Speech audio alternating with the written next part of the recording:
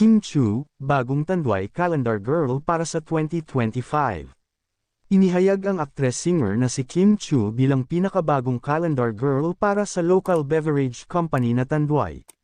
Sa isang launch event na ginanap noong November 20 sa Pasay City, tinanong si Kim tungkol sa kanyang unang reaksyon sa paglapit ng Tanduay para maging kanilang bagong calendar girl. "I was shocked. I asked myself if I was empowered to do this kind of thing," Kim said, noting she literally grew up in the public eye.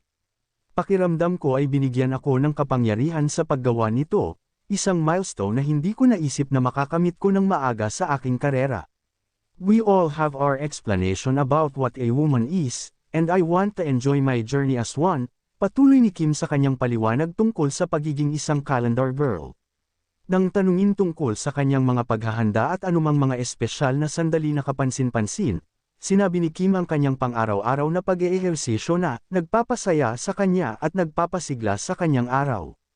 Pagdating sa kahandaan sa pag-iisip, naalala ni Kim ang araw ng pictorial at natagpuan ang kanyang sarili na nagtatanong ng mga saloobin tulad ng, "Babae ba ako ngayon?" Ibinahagi ng multimedia idol ang kanyang mensahe sa kapwa babae. Ito ay isang paalala na walang pangarap na masyadong malaki o milestone na masyadong malayo.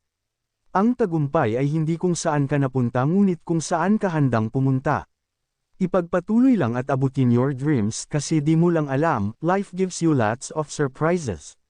Kinailangan ni Kim na pigilin ang luha habang pinasalamatan niya ang kanyang mga taga-suporta sa pag-alalay sa kanya habang ginagampanan niya ang isang branded role bilang isang calendar girl. "It's more than just being a calendar girl, but break barriers. I'm celebrating my confidence and journey.